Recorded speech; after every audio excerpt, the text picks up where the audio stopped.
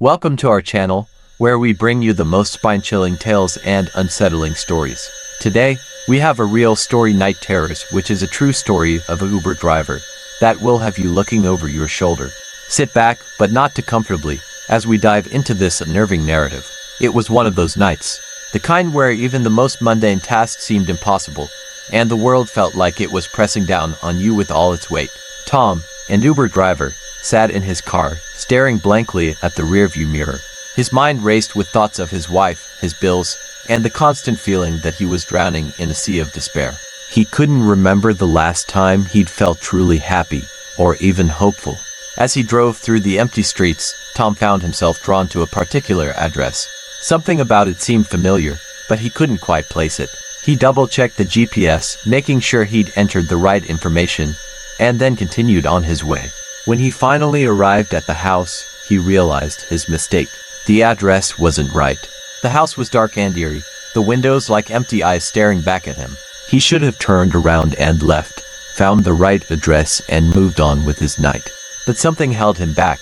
He took a deep breath and walked up to the door, knocking softly. The sound echoed through the silence like a gunshot, and for a moment, he thought he heard something stirring inside. The door creaked open slowly, revealing a shadowy hallway beyond. In the dim light, he could just make out the figure of a woman standing there. Her features were blurred, her posture slumped, and her eyes were red-rimmed and bloodshot. She looked like a ghost of her former self. Hi, he stammered, his voice barely audible over the thundering of his heart. I'm sorry, I must have the wrong address. I was supposed to be picking up someone named. He trailed off, feeling more and more foolish with every passing second. The woman said nothing, just stared at him with an expression that was equal parts terror and despair. I'm sorry, she whispered. I didn't mean for this to happen. Then, before he could react, she crumpled to the floor, her shoulders shaking with silent sobs. Tom stood there, frozen in place, his mind racing. He wanted to help her, but at the same time, he couldn't shake the feeling that he was in way over his head. Finally, he bent down and carefully scooped her up into his arms. She was surprisingly light, almost fragile, and her skin felt cold and clammy against his own. Come on, he murmured. Let's get you inside. We'll figure this out, okay? She didn't respond, but Tom could feel her body relax slightly as he carried her back into the house. The interior was even more disturbing than the exterior had led him to believe. The walls were splattered with paint, as if someone had taken a can and sprayed it around in a fit of rage. Furniture was overturned, pictures were torn from their frames, and there was a pervasive smell of rot and decay that seemed to cling to everything. Where is she? Tom asked, his voice tight. Your daughter. The woman didn't answer, but Tom noticed that her grip on his shirt tightened ever so slightly. He followed her lead, leading her deeper into the house. The farther they went, the more he could feel the air pressing down on him, the weight of something terrible and inescapable. Finally, they came to a door at the end of the hallway. It was painted a bright, cheerful yellow, but it looked out of place in this dark and twisted house. As he hesitated, the woman whispered something into his ear. Please, she begged, please help her. With a deep breath, Tom turned the knob and pushed the door open. The room beyond was unlike anything he could have ever imagined. It was a torture chamber, a nightmare brought to life. Shackles hung from the ceiling, whips and chains lay scattered about the floor, and in the center of it all stood a large, ornate chair. It was covered in leather straps and restraints, and it looked as if it had been designed specifically for inflicting pain. The woman stumbled forward, her eyes wide with horror and disbelief. No, she whispered, her voice little more than a hoarse croak. No, please, not my baby. Tears streamed down her face as she hurried. Tom, the Uber driver, leads the rescued mother and daughter through the house, trying to lose their pursuers. They manage to evade the psychopath's henchmen and make it outside, only to find that the front door is now locked and they can't get back inside. They hide in the nearby woods, waiting for help to arrive. While they hide, the mother reveals that her ex-husband has connections to the police department and they might not be able to trust anyone they meet. As they wait, they hear sirens approaching, but it's not clear if they are coming to help or to capture them. Tom must decide whether to risk revealing their location to the police or to remain hidden and hope for the best. The woods are dark and foreboding, the trees looming over them like giant sentinels. The underbrush is thick and tangled, making it difficult to navigate. Tom, his heart pounding in his chest, crouches down behind a large tree, motioning for the mother and daughter to do the same. He glances nervously at them, his eyes darting between their pale, terrified faces. The sirens grow louder, their wails cutting through the night air like knives. "We need to be careful," he whispers. "The X might have people here already, waiting for us." The mother nods, her eyes filled with fear. "What should we do?" she asks, her voice barely above a whisper. Tom hesitates, weighing the risks. "I think we should stay hidden until we know who's coming," he decides. "If it's the cops, we can show ourselves. But if it's anyone else, we'll have to find another way." As they wait, the sirens grow closer, their ears almost painful from the intensity. Finally, a police car rounds the corner, its lights flashing. The officer jumps out, his hand on his holster as he surveys the area. Tom's heart sinks. He can't help but feel that this is a mistake. "Hey!" the officer shouts, his voice echoing through the woods. "Come out with your hands up." Tom looks at the mother and daughter, their terrified faces etched into his memory. He can't bear the thought of them being hurt anymore. But at the same time, he can't risk leading the police right to the psychopath. He glances around, searching for any sign of movement or danger. "I think we should stay put," he whispers to them. "Let them come to us." The mother nods, her fingers digging into her daughter's trembling shoulders. They all remain silent, their breathing ragged and loud in their ears. After what feels like an eternity, the officer appears at the edge of the woods, his gun drawn. "Identify yourselves," he shouts, his voice stern and commanding. Tom slowly raises his hands, feeling a trickle of cold sweat slide down his spine. "I'm Tom," he says, his voice steady despite his pounding heart. "This is Amy and her mother, Lisa. We were just leaving the house when we saw you." The officer's eyes narrow, and he studies their faces for a moment. "What were you doing in there?" he asks, his voice softer now. Tom hesitates, his mind racing. He can't just tell the truth. He has no way of knowing who he can trust. But he can't lie either. We were looking for Amy's father," he says, hoping it sounds plausible. "He's been acting strange lately, and we thought something might be wrong." The officer frowns, seeming to consider this. "And what about the reports of a disturbance at that address?" he asks, gesturing back toward the house. Tom's heart skips a beat. He hadn't even considered that. He tries to think quickly. "That must have been our mistake," he says, his voice shaking slightly. "We were supposed to meet someone else at that address, but we must have gotten it wrong. We're so sorry for the trouble." The officer studies their faces for a moment longer before holstering his gun. "All right," he says, sounding unconvinced. "You three stay here while I radio for backup.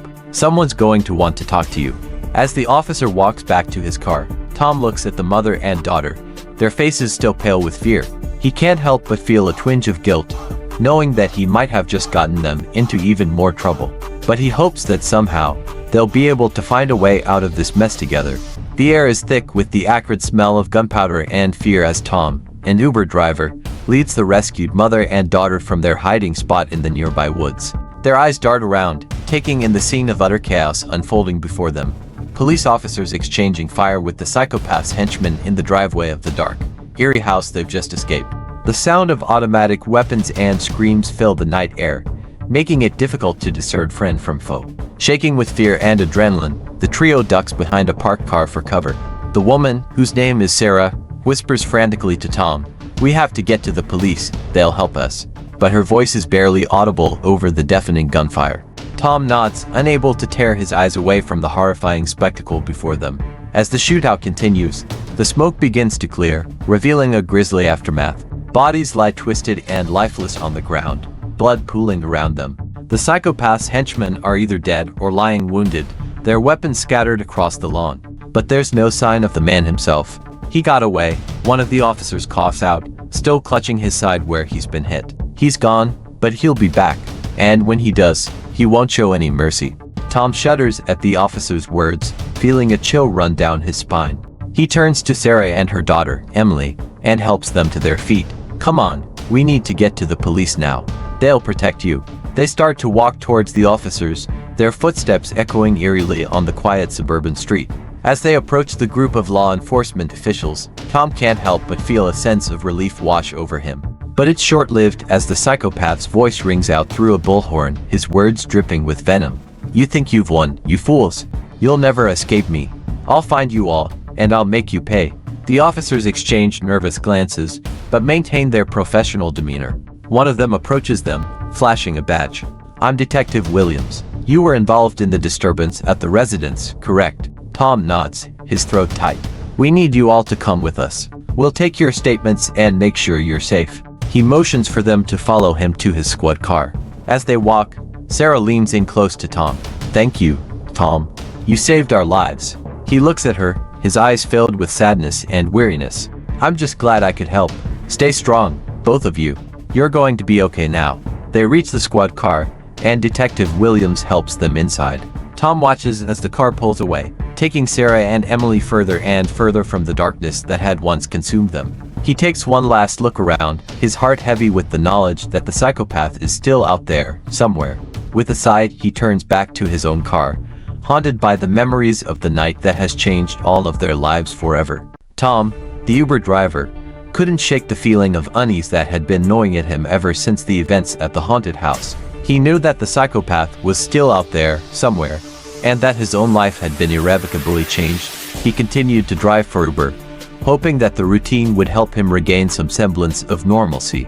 One evening, as he was about to head out for his shift, his phone buzzed with a new fare request. He accepted it without much thought, his eyes already beginning to drift closed.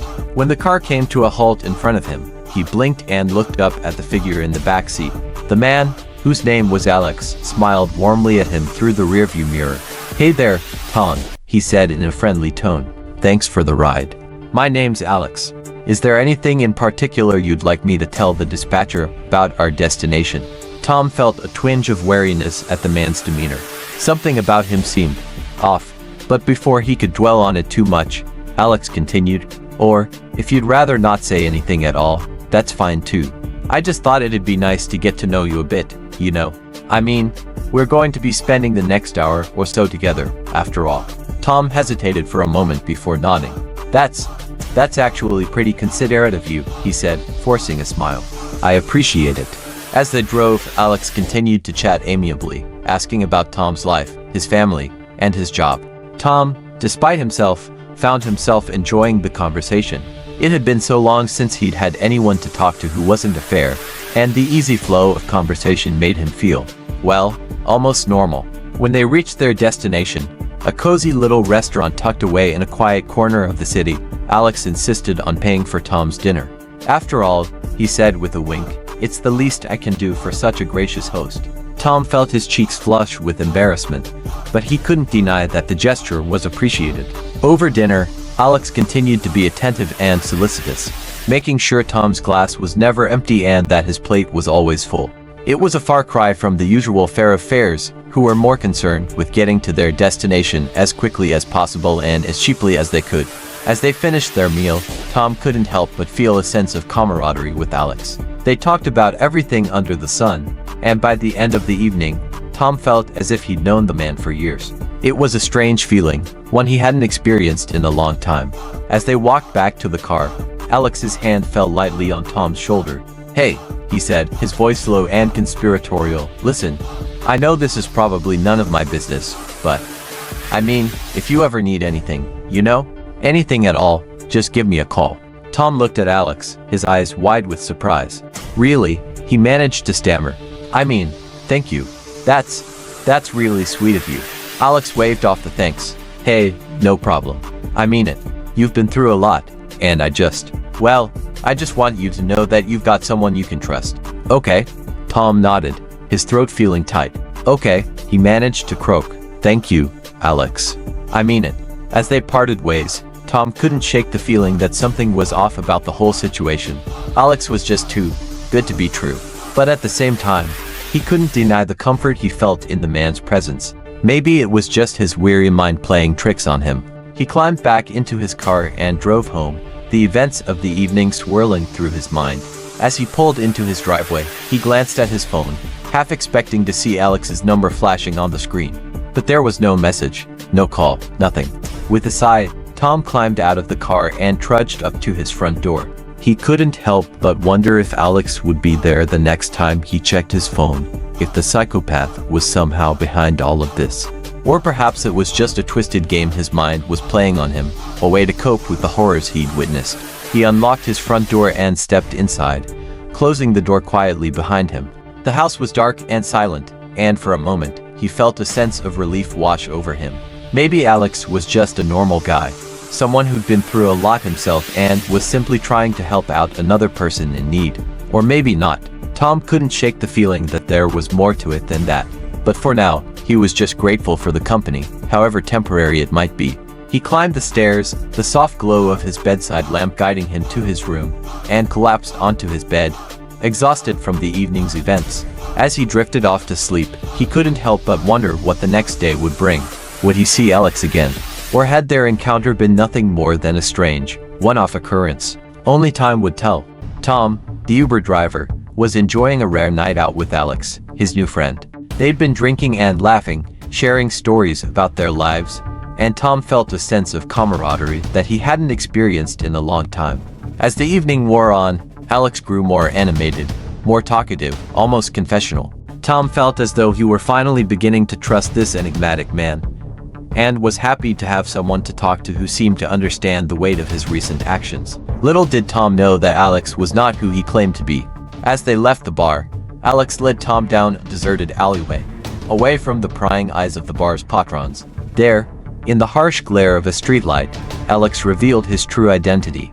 He was a detective, working undercover to investigate the rescue of the mother and daughter.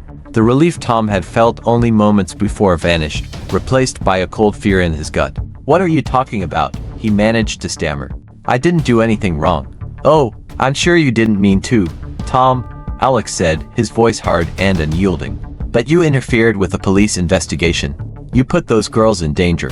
And now, because of you, we may never find out who's really responsible for what happened to them." "That's not true," Tom protested, his heart racing. "I was just trying to help those girls. I didn't know what else to do." "It doesn't matter what you were thinking," Alex countered. "You broke the law, Tom. And now you're going to have to face the consequences." With that, Alex pulled out his badge and cuffed Tom, reading him his rights as they stood there in the shadows. Tom felt a wave of disbelief wash over him. How could this have happened? He'd been so sure that Alex was his friend, that he could trust him. But it was all a lie. As he was led away in handcuffs, Tom could only wonder what would become of him. Would he be able to clear his name? Would the police ever find the real culprit? And most importantly, had he just destroyed whatever chance he had at a normal life by trying to do the right thing? The cold metal of the cell door clanged shut behind him, echoing through the empty corridors of the police station. Tom collapsed onto the hard cot, his heart heavy with despair. He had been so close to putting the whole thing behind him, but now it seemed as though everything was spinning out of control once again. He curled up into a ball, trying to find some small measure of comfort in the darkness, and wondered how he'd ever find his way out of this mess. After weeks of incarceration, Tom, the Uber driver, is finally granted bail and allowed to leave the cold, damp cell behind. As he steps into the harsh light of day, he squints against the glare, trying to adjust to the foreign brightness after so long in the darkness. His body feels stiff and his muscles ache from the hard, uncomfortable mattress he's been forced to sleep on. The air in the cell has a musty, stale odor that clings to his clothes and hair, making him feel even more disheveled than he already is. He walks out of the jail, blinking against the sunlight, and takes a deep breath of the fresh air. It's a welcome reprieve from the stuffy, oppressive atmosphere of his cell. He's immediately greeted by his attorney, a kind-faced older woman who's been fighting tirelessly for his freedom. She clasps his hand in hers and leads him to her car, where she drives him to a nearby diner for a celebratory meal. Over plates of greasy eggs and bacon, Tom listens to his attorney's words of encouragement.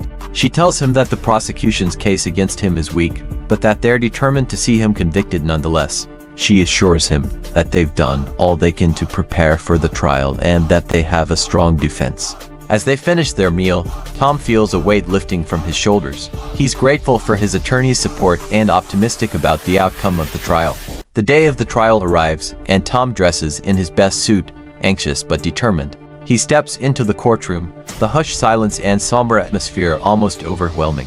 He takes his seat at the defendant's table and tries to calm his racing thoughts. His attorney, sitting beside him, offers a reassuring smile. The prosecution calls their first witness, but it's not long before the unexpected happens. The rescued mother and daughter, who Tom had thought were in protective custody, walk into the courtroom and take their seats in the gallery. He's shocked to see them there, but even more so when they approach the stand and testify on his behalf.